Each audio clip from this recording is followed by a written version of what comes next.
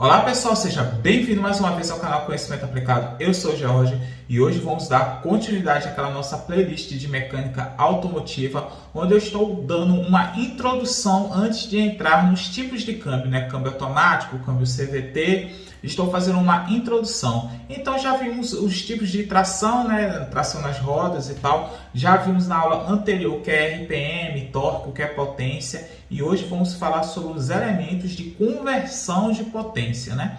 Vamos entender um pouco mais sobre isso. Então fica comigo. Então, aula de número 17, conversão de potência. Vamos dar continuidade a essa aula aqui. E agora você vai entender o porquê que eu estava colocando o câmbio da bicicleta e tal. Vocês vão entender aqui agora, né? Então, nessa aula, queremos entender o porquê da conversão de potência, né? Porque precisamos converter a potência, né?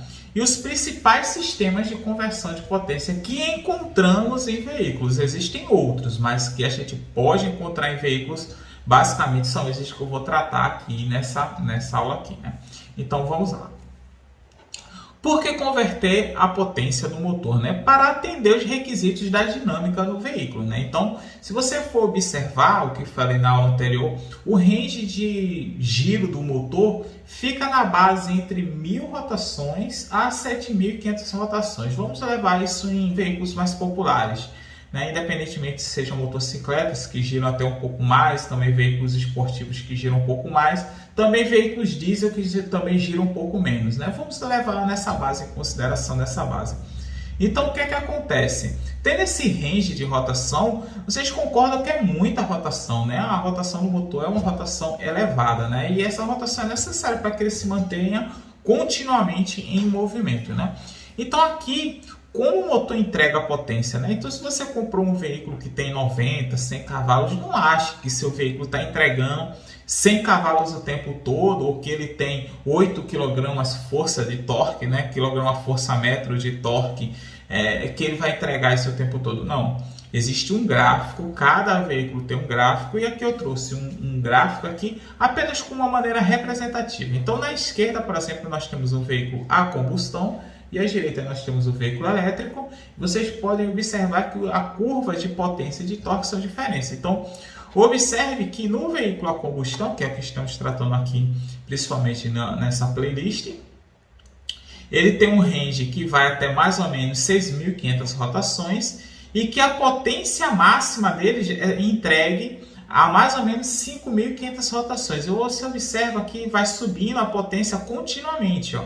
Então ele vai subindo, entendeu? Então mais ou menos a 1.000 RPM ele entrega quase 15 cavalos de potência. E à medida que a rotação vai subindo, quando ele chega a 2.000 RPM, ele está entregando mais ou menos 50 cavalos de potência. Quando chega a 3.000 RPM, está entregando aqui, ó, mais ou menos 70 cavalos de potência. Quando chega a 4.000 RPM, 80 cavalos. E assim sucessivamente, até chegar a maior nível de potência, depois cai um pouquinho, né?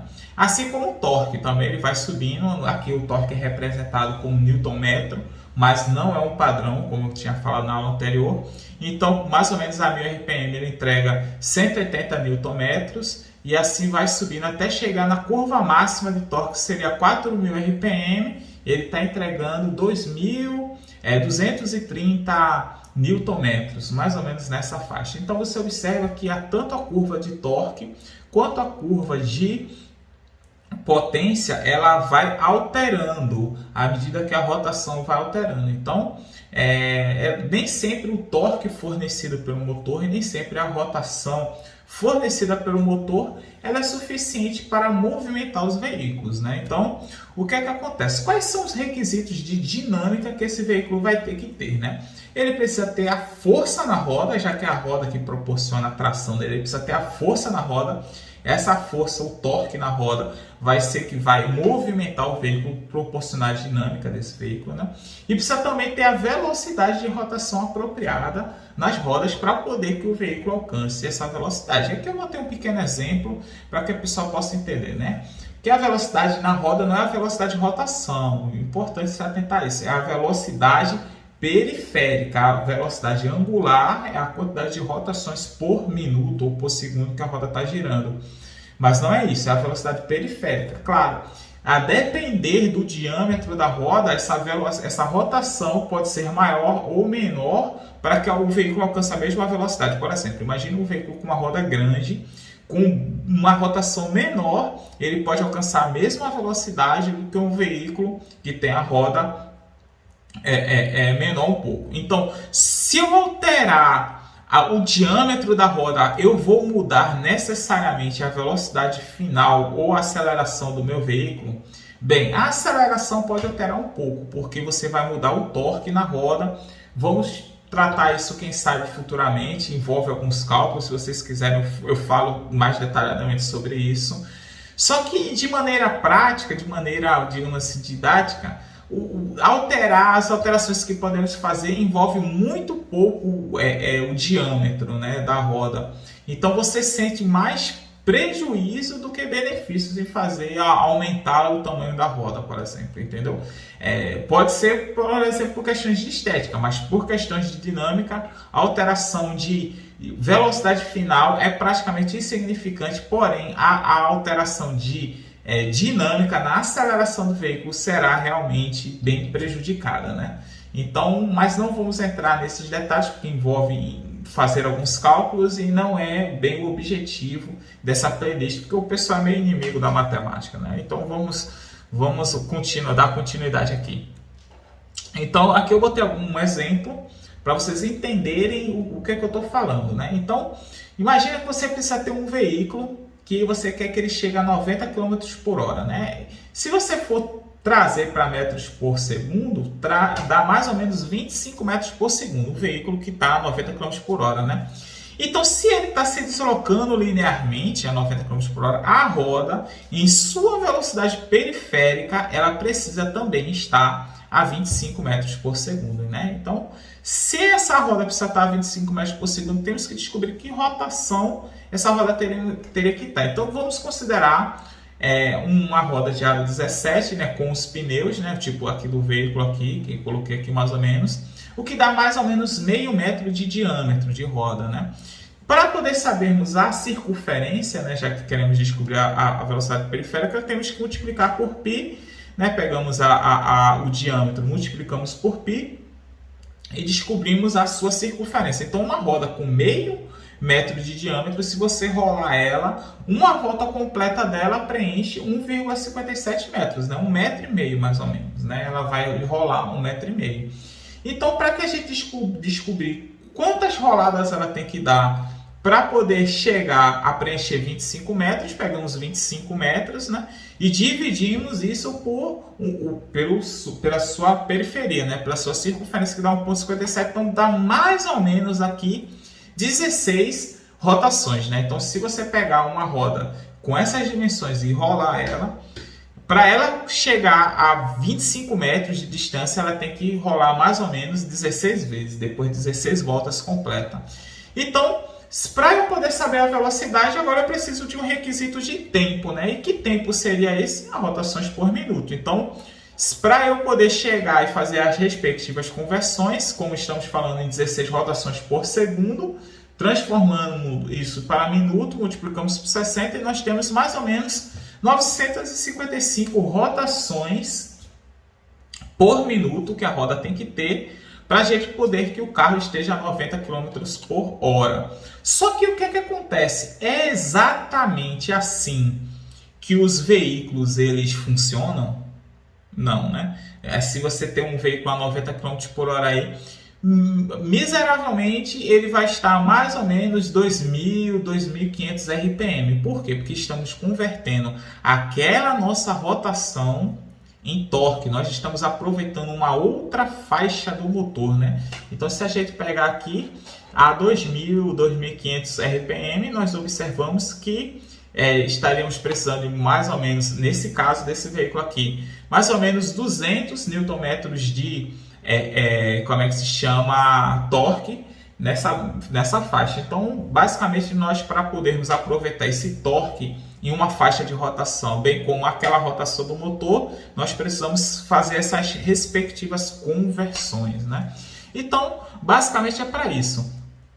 É só para isso que nós precisamos para alcançar a velocidade? Não. Aqui eu vou ter dois exemplos. Um veículo de carga, que é um caminhão, né? um um bitrem no caso, carregado aqui, então ele precisa ter bastante força, então ele converte aquela rotação em força para conseguir mover grandes cargas, inclusive subindo ladeira e tal. Então, para você precisa converter rotação também em torque. Então, você consegue fazer essas mudanças, né?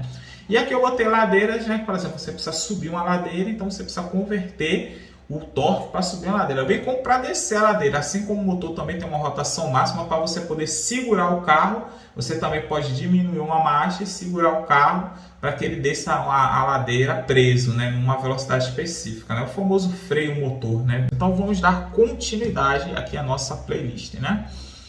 Então, por isso que temos aqui a roda da bicicleta, não? Então, por exemplo, você entende que na hora que você quer andar de bicicleta, você tem uma máxima velocidade que você consegue pedalar ali e a máxima força também que você consegue empregar.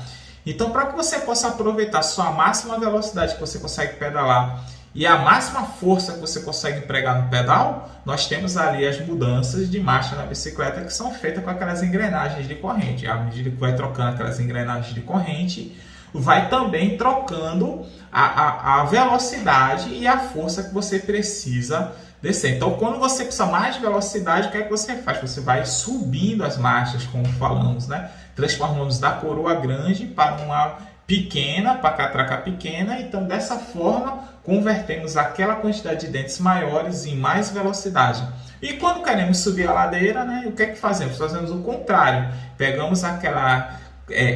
jogamos para uma coroa pequena e jogamos para uma catraca grande, um pouquinho maior, né, que aí a gente consegue ganhar mais força, mais torque nas rodas, né? Então, da mesma forma o veículo funciona, a gente consegue converter torque em velocidade e velocidade em torque para poder atender.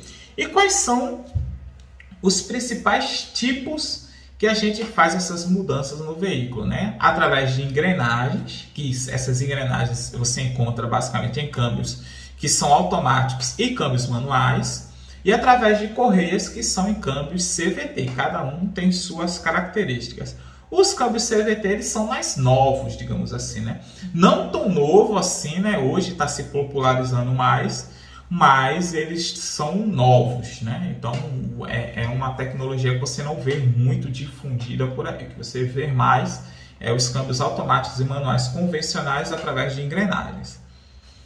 Então nós temos aqui as engrenagens que operam basicamente com umas catracas da bicicleta, como eu falei, onde você sai convertendo da menor para maior e da maior para menor, sucessivamente conforme você quer converter torque em velocidade e velocidade em torque. Então, nas próximas aulas, onde eu vou falar sobre relação de transmissão, câmbio manual, câmbio automático, a gente vai tratar isso com mais detalhes.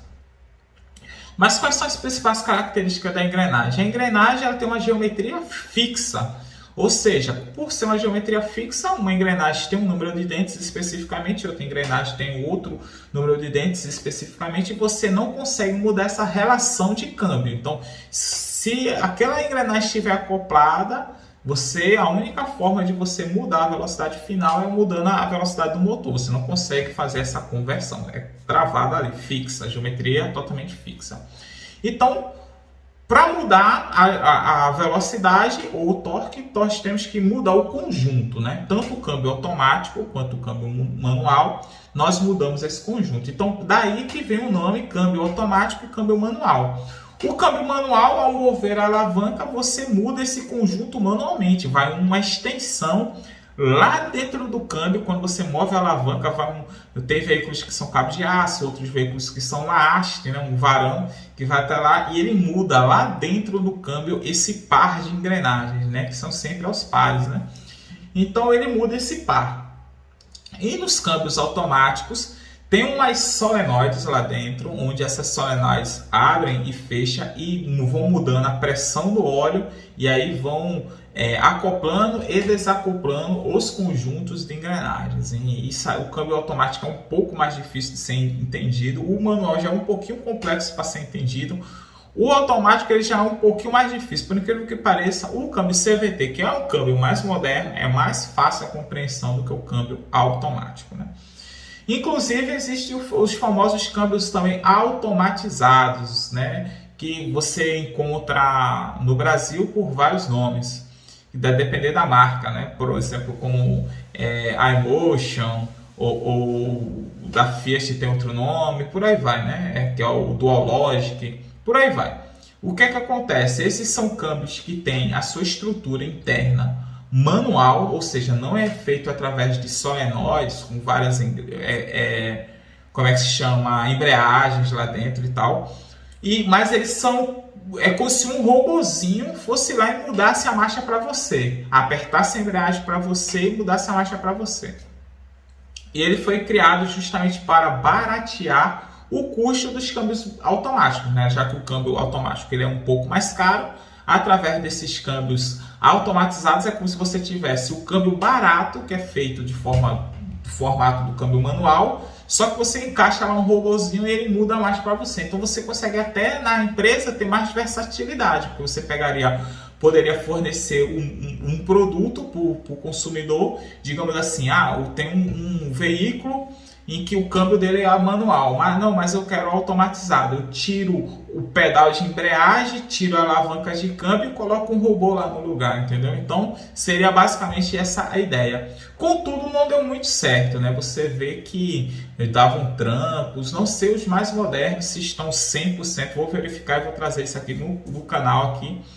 Mas os câmbios no início, principalmente desses câmbios, você não vê eles mais sendo fabricados, as montadoras praticamente desistiram de fazer esse tipo de câmbio, justamente por causa disso. Você vê que eles davam trancos, eles, demoravam para passar a marcha, você ia acelerando, dava o tempo de passar a marcha, ele não passava a marcha, então tinha alguns problemas, e esses problemas não sei se foram 100% resolvidos, né?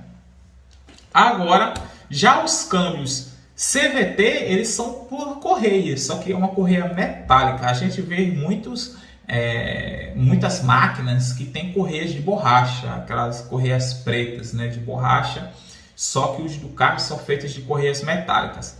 E você deve estar se perguntando se essas correias metálicas elas não geram um grande atrito e aquece o câmbio, desgasta, né, metal com metal. Se fosse assim, as engrenagens também se desgastariam, né? Ou os próprios rolamentos e tal também se desgastariam.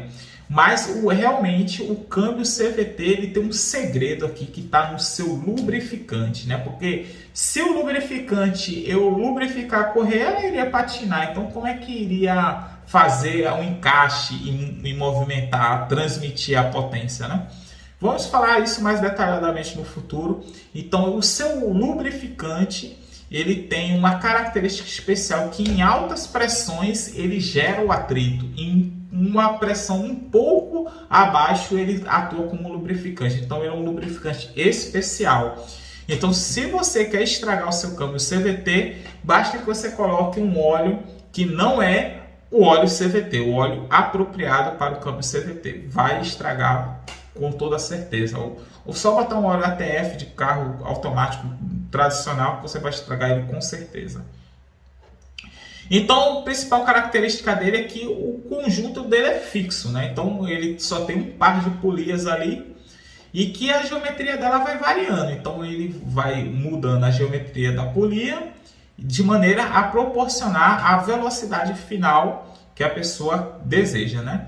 Então essas mudanças são feitas 100% eletrônica, você não muda ali no câmbio de forma nenhuma.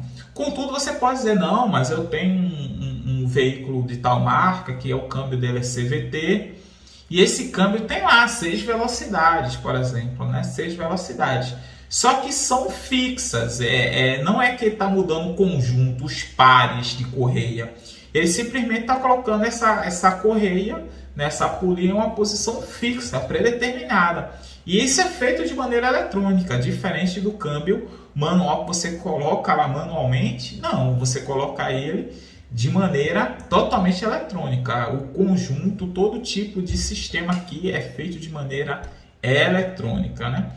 Contudo, eu não vejo muito sentido utilizar isso porque a mágica do câmbio CVT está justamente ele ir fazendo a sua transmissão de maneira contínua, de maneira em que ele vai alterando essa geometria continuamente e que existem infinitas relações de transmissão em vez de 6 relações fixas, né? Não existir saltos.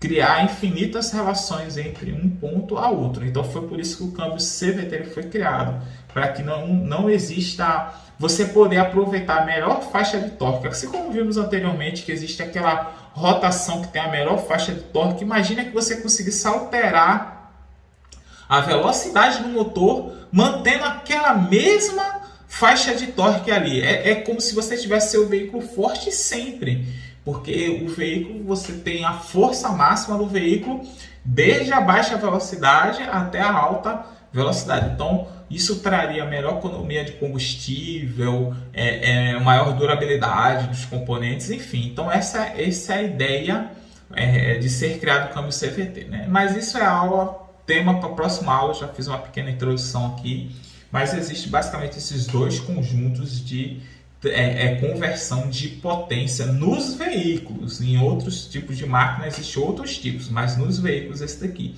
Bem como mecanismos que suavizam a transmissão, por exemplo, a embreagem que suaviza a transmissão, né? O câmbio automático ele tem várias embreagens, inclusive uma turbina e um compressor, veremos isso futuramente. Mas é só para título de conhecimento, né? Que também poderia ser considerado um mecanismo de transmissão de potência, né? O conjunto de embreagem. Mas não seria de conversão, apenas de transmissão de potência, né? Então vamos dar continuidade nas próximas aulas. Então, se você gostou, não se esqueça de se inscrever no canal e ativar o sininho para receber todas as notificações aqui nos nossos vídeos. E deixar um like se esse vídeo te ajudou de alguma forma, se você vem acompanhando a playlist e todas as outras aulas e vem gostando, não deixe de deixar aquele like e se inscrever, né? Porque isso ajuda bastante a continuar o nosso trabalho, né? E compartilhe se você tem algum amigo que queira também aprender mecânica, queira também aprender elétrica e coisas que ensinamos aqui no canal. E comente se você tem alguma dúvida ou alguma sugestão de vídeo, que se você tiver alguma dúvida ou sugestão, com certeza eu devo fazer esse vídeo futuramente. Muito obrigado e até a próxima.